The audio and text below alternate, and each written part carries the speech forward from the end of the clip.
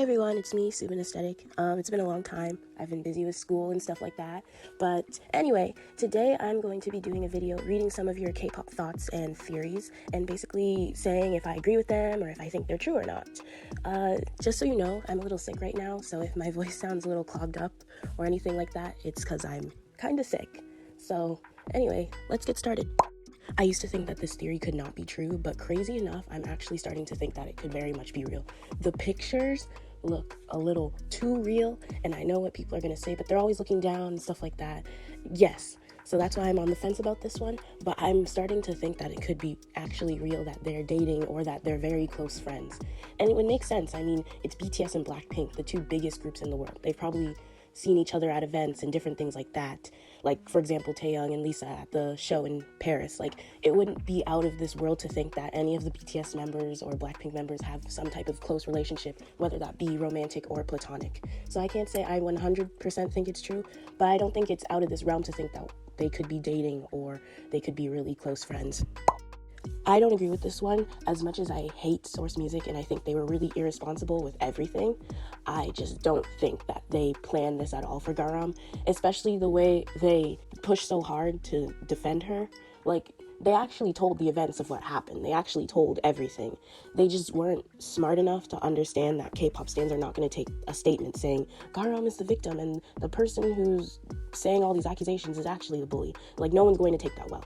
Source Music didn't plan anything. It's one of those things where, like, they're not an evil genius. They're just neutrally stupid. That is Source Music. They are neutrally stupid, and they kicked out 𝘚𝘵𝘥 because they were too stupid to actually know how to defend the girl correctly. I wish I could say that this was just some evil plan and that the executives of these companies were actually smart enough to come up with something like that, but that would be giving them credit, and they are not that smart. So, you know, this really made me think for a second about how racist it is. So we have this whole thing in the West called the model minority, and it's a racist stereotype usually portrayed onto Asians, and it's where Asians are expected to be smart, perfect, everything. You see it in a lot of Western media, the typical smart Asian who doesn't go to parties and they're a loser and stuff like that. A show that kind of took up the topic about it was a show called Never Have I Ever on Netflix. They kind of touched on that in like season 3 of the show, and like it's basically how in the West Asians are expected to be this sort of perfect thing. And I feel like a lot of Western or international K-pop stans, like, they don't see it, but they put that stereotype on K-pop idols. The industry doesn't make it better because the industry also forces idols to be perfect humans, even though they're not. But the stereotype in the West, it's such a real thing. And I think a lot of K-pop fans, like, they push that onto idols without even knowing that they're stereotyping that, because that model minority stereotype has been in media since the beginning of media, basically. That whole Asian model minority thing has been there for such a long time. This one has to be true because, like, just think about it. Not every idol's going to be nice, and also they're idols. They're like these perceived perfect, pretty people who, for the most part, if you're famous, make millions of dollars, get to wear designer clothes, get brand deals, they get to perform and dance and sing and have girls and boys fawning over them all the time. Like, you're going to have some staff members who might be a little envious or jealous or vengeful or any type of way, and they might have an altercation, and then someday they're like, okay, you're messing with me today? Well, I'm going to go to a 𝘚𝑠𝑒ng and tell them everything about you, even if it's not true. Like, there has to be some of that. And then I'm pretty sure there has to be 𝘚𝑠𝑒ngs who are actually just staff members and they somehow slithered their way into the company, because there are 𝘚𝑠𝑒ngs that are that dedicated. Like, this can't be something that isn't a thing. If it's not, like, I'm giving 𝘚𝑠𝑒ngs ideas, I guess, but it would be dumb if this hasn't been a thing yet. I don't actually agree with this. I think that Stacy debuting in a company that wasn't the big 3 actually benefited them more than anything. Now, I get it. They would have had more sales and fans in the big 3. And yes, that's great. But I also feel like they would have just became another saturated group. Like, think about it. If they were in SM, they would have been forgotten about, just like how Red Velvet was for 𝘴𝘱𝑰. If they were in JYP, they would have been called Twice clones, and they also would have just been forgotten. And if they were in YG, well, y'all wouldn't see anything from them because YG wouldn't promote them at all. And also, let's just bring in HYBE, because if they were in HYBE, they might have done well, but I also feel like, again, they would have been saturated by New Jeans and LE SSERAFIM. Like, I don't see them fitting in with the big 3. I feel like it wouldn't benefit them at all.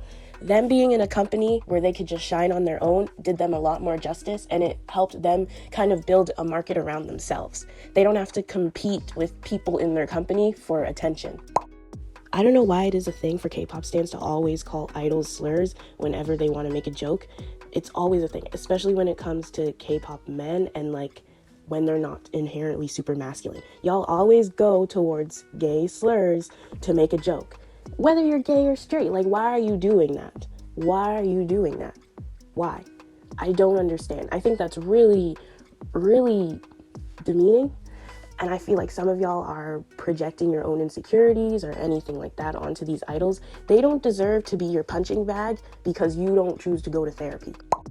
I think 𝘴𝘰 is really, really talented. Do not get me wrong. But I think that's just the thing with any idol who is at all related to any of these companies. Like, you're going to tell me that nepotism doesn't play at all a part in this system of K-pop idols? Like, I feel like once you attach anyone famous or anyone powerful to a name, nepotism will take the lead. And it's not like a bad thing, especially if the person is talented. Because again, 𝘴𝘰 is very talented. She's just a talented nepotism baby. There are plenty of actors, other idols who are just like her, who come from nepotism and happen to be extremely talented. What we could talk about is how nepotism babies have the privilege of being talented due to having money prior or having the status prior. When you're rich, you're able to get voice lessons. When you're rich, you're able to get acting lessons. When you're rich, you can get surgery at a younger age because it's, you know, easier to attain with the money you have. That can be talked about. But at the end of the day, like, nepotism plays a part. But when you're talented, I honestly don't see a problem, because why wouldn't you use your nepotism, you know? Why wouldn't you use that privilege that you have to leverage yourself? As long as you're not tearing other people down, I see no problem in it. Thank you guys for watching this video. Again, I'm sorry for my voice. I'm very sick. I am sorry if my voice sounds weird in this video. I'm back at school again, so video making is very hard because I'm dealing with schoolwork and stuff like that. I'm sure you guys are busy too with your own stuff, school, work, whatever. But anyway, like, comment, share, subscribe if you want to. You don't have to. Do well in whatever you're doing, and stay sunny. This is the outro song. Dun dun dun dun dun dun dun. Press subscribe. Press the other video. Woo! Yay! What am I doing?